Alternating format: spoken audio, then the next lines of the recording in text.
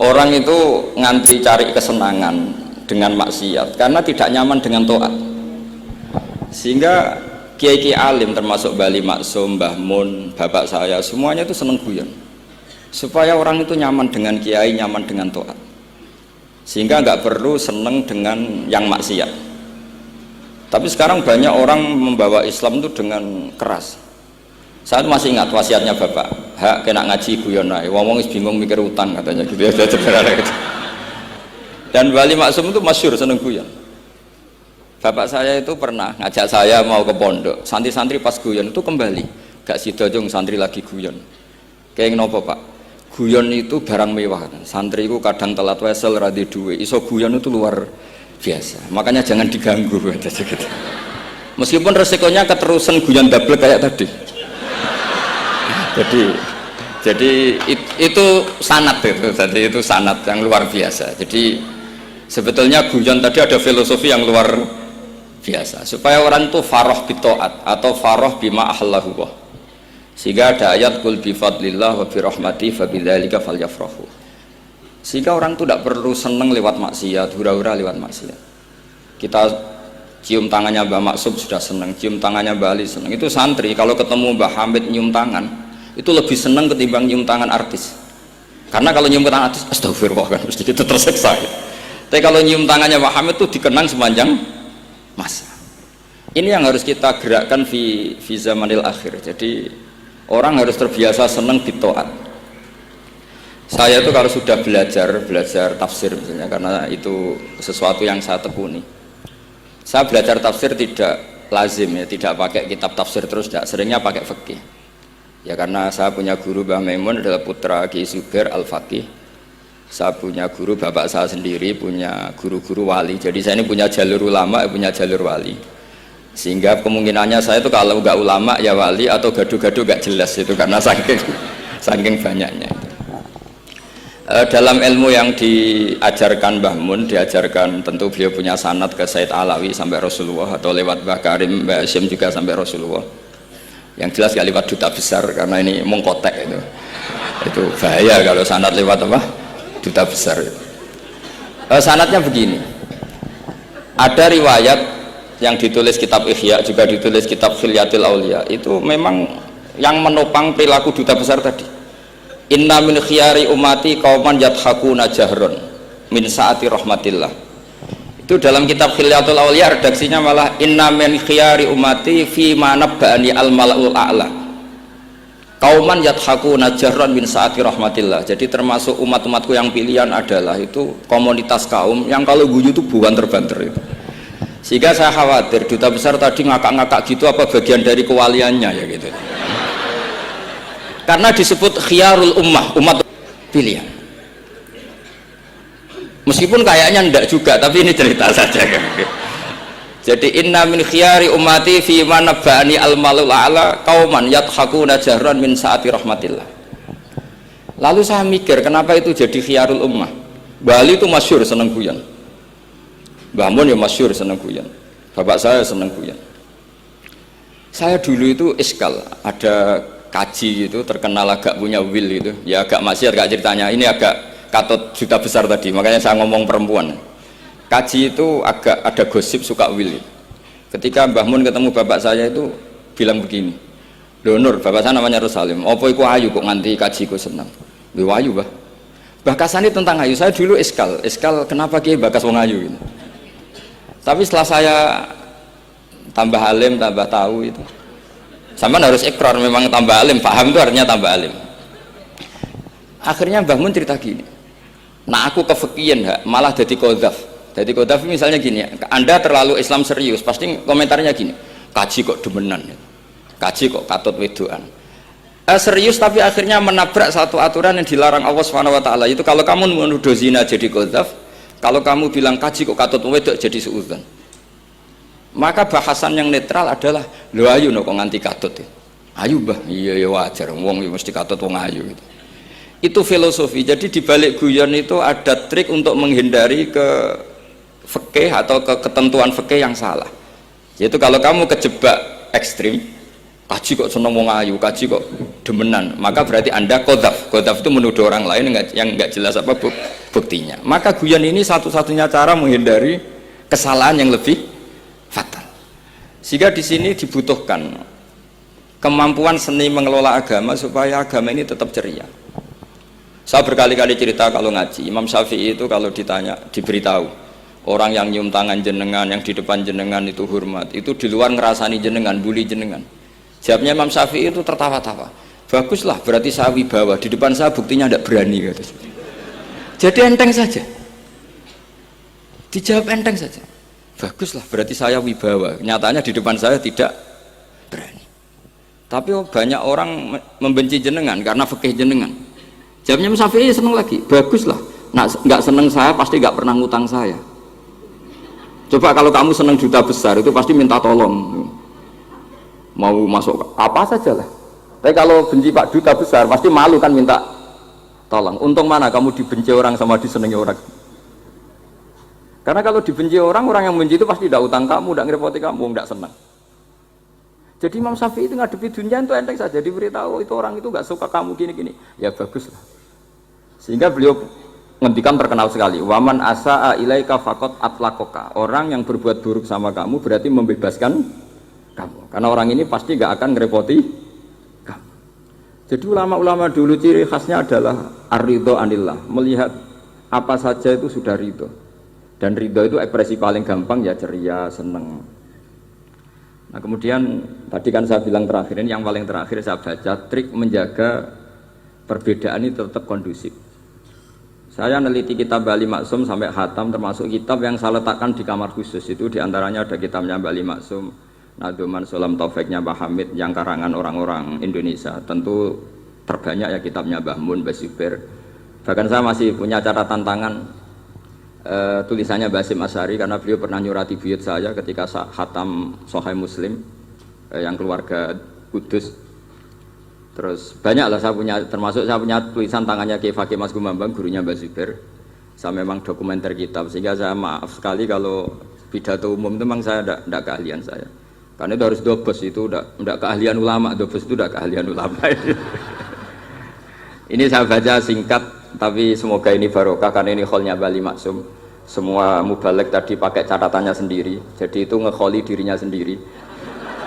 Ini saya pakai orisinal kitabnya Bali Maksum. Jadi saya mungkin penceramah terbaik karena sesuai konteksnya itu. Nah ini enggak. Ini kholnya Bali Maksum, cerita syairnya sendiri tentang rokok lagi, bolot lagi. Yes. Ya semoga diampuni oleh Allah Subhanahu Wa Taala. Ini ngendikane beliau tentang meminimalkan konflik. Ini saya baca di bab Al-Mithalul Awal.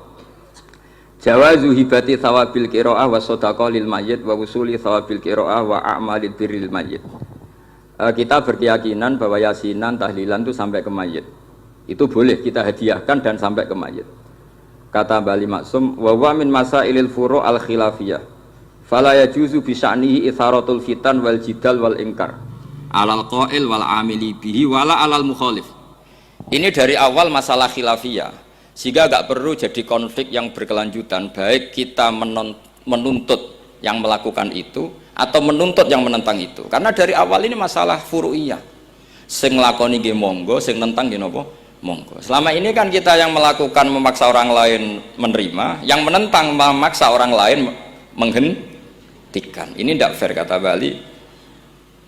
Kata beliau itu enggak fair. Wala yang bagi ayaqa bainahuma ma la yang bagi wuquhu bainal akhwaini muslimaini. Kata beliau wala in kana lil mani'i mustanadun fa inna li ghairihi mustanadan kadzalik. Kalau yang melarang tahlilan, melarang yasinan dikirimkan ke mayit itu punya mustanad, punya sanad.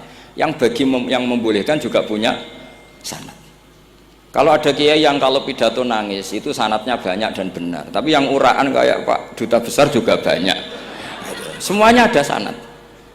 Jadi kata beliau sederhana saja, kalau al-mani'un, orang yang menolak itu punya sanad, kita yang membolehkan juga punya sanad. Tapi kata beliau dengan enteng, dengan ceria, ini masalah furu'iyah, nggak perlu jadi itsaratul fitan wal jidal wal khisam. Kata beliau nggak perlu jadi perdebatan.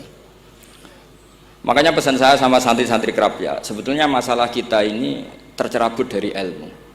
Coba dari awal Anda katakan yang tidak kunut itu Abu Hanifah, yang kunut itu Imam Syafi'i, maka melihat orang tidak kunut itu keren karena Al-Hanafi, pengikut mazhab Hanafi. Yang kunut juga keren karena pengikut mazhab Syafi'i. Tapi kita tidak, di zaman akhir kunut dan tidak kunut ini jadi politik identitas. Sehingga yang nggak kunut itu Muhammadiyah misalnya, yang kunut itu NU. Mana ada Basim Asy'ari sebagai mujaddid atau mujtahid yang mengharuskan kunut, atau Mbah Ahmad Dahlan yang melarang apa? Kunut. Wong dua beliau sama-sama pernah ngaji Syekh Khotib Minangkabau, pernah ngaji Mbah Mahfud ketika di Mekah. Jadi cobalah ilmu itu diperkuat sehingga kita mengatakan kunut adalah sunat menurut Imam Syafi'i, tidak sunat menurut mazhab Abu Hanifah. Sehingga enak sekali karena kita berdasar ilmu. Menyangkut sawabul kiroah atau sawabu amalil khairi, apakah sampai ke mayat apa enggak, ini kata beliau, kata Mbah Ali Maksum, beliau justru menukil Ibnu Taimiyah yang notabene sering dipakai dalil para orang-orang sana. Saya tidak tahu itu orang sana, itu Pak Duta itu yang tahu itu. Itu kalau ini mirip kitab Said Muhammad. Jadi Said Muhammad itu kalau istidlal sering pakai Ibnu Taimiyah karena itu yang dipakai mereka. Tapi ternyata Ibnu Taimiyah, qala Ibnu Taimiyah innal mayyit yantafi'u bi qiraatil Qur'an kama yantafi'u bil ibadah al maliyah minas shadaqah wa nahwiha. Terus Qayyim fi kitabir ruh afdalu ma yuhda ilal mayyit as-shadaqah wal istighfar wa du'a lahu wal hajju anhu. Artinya gini, kita sekarang ini tidak pernah kayak Bali Maksum pakai dalil jawazu ihda lil mayyit itu berdasar Ibnu Taimiyah dan Ibnu Qayyim. Kita seakan-akan Ibnu Taimiyah itu orang yang pasti melarang itu. Sehingga kita itu terus mengatakan sing nyunatno tahlilan ku sapa? Mbah Hasyim atau Mbah Fakih atau siapalah. Meskipun riwayat ini mukhtalifah dari Mbah Hasyim. Pertanyaannya adalah terus kesannya yang membolehkan itu hanya kiai lokal itu, kiai nasional itu. Padahal zaman Bali sudah mengajarkan kita yang membolehkan ihda'u a'malil khairi ilal mayyit, yang membolehkan hadiah Yasin, Fatihah, tahlil ke mayit itu adalah orang sekaliber Ibnu Taimiyah dan Ibnu Qayyim. Sehingga dengan kita pakai ilmiah yang diterapkan Bali Maksum, kita ini merasa orang keren, orang global, orang yang keren lah. Karena guru-guru kita Bali Maksum, Mbah Hamid biasa mentahlili, Mbah Munawir semua mentahlili guru-gurunya. Di level ulama global ada Ibnu Taimiyah dan Ibnu Qayyim. Tapi karena kita tidak baca, seakan-akan tahlilan itu hanya tradisi lokal yang tidak di ACC, tidak disetujui ulama kelas internasional. Padahal di sini jelas diceritakan Ibnu Taimiyah berpendapat qiraatul Quran yang dihadiahkan ke mayit atau tahlil itu boleh. Jadi ini sangat penting supaya orang itu pakai tradisi ilmu. Saya pernah ngaji sama Mbak Mun, diberitahu kalaupun Rasulullah pernah kunut sekali, biasanya perdebatan kan, oke, Rasulullah pernah kunut tapi ahyanan. Pertanyaannya adalah setiap Nabi pernah melakukan sesuatu itu akan menjadi sunnatan mutaba'ah apa enggak? Tentu jawabannya iya. Nabi meskipun melakukan kunut andekan hanya sekali, tapi karena pernah dilakukan Nabi, maka kebaikan ini akan menjadi sunnatan muttaba, sunnat yang harus kita ikuti terus atau boleh kita ikuti terus. Jadi nggak boleh misalnya Rasulullah itu puasa Senin Kemis juga ahyanan, tidak selalu. Rasulullah itu tofa rokiban juga ahyanan, bukan selalu. Tapi apa saja yang pernah dilakukan Nabi maka berstatus itu akan sunnat ila yaumil qiyamah. Sehingga nggak bisa misalnya di hadis itu ahyanan, kemudian kamu beristidlal ini boleh dilakukan hanya ahyanan karena Nabi juga melakukan hanya ahyanan. Tidak bisa seperti itu. Sekali Nabi pernah melakukan itu dan tidak dibatalkan lewat nasah mansuh, maka kesunatan itu ila yaumil qiyamah. Sehingga Imam Syafi'i cara berpikir meskipun Nabi kunut ahyanan, kalaupun itu ahyanan tentu kunut itu akan sunat ila yaumil qiyamah. Bagi yang tidak mensunatkan monggo, itu ada Abu Hanifah. Makanya kata Mbah Maksum, kata Mbah Ali Maksum di sini diberi muqaddimah, wa wa min masailil furu' al khilafiyah fala yajuzu bi sya'nihi itharatul fitan wal jidal wal ingkar alal qail wal amili bih wala alal mukhalif Jadi kita sendiri disarankan beliau, kamu juga nggak usah nantang debat sama mukhalif, karena dari awal sudah masalah-masalah yang apa? Khilafiyah. Lalu terakhir pilihan-pilihan, terus kemudian tetap memancing polemik.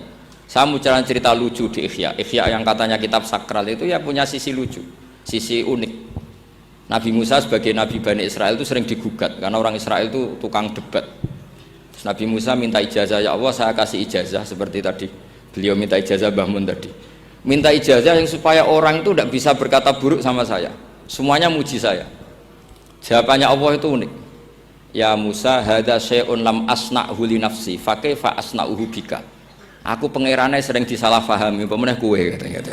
Jadi makanya kalau ada orang bully beda faham itu biasa. Kata Allah, hada syai'un lam asna'hu li nafsi, itu sesuatu yang saya tidak melakukan untuk diri saya sendiri.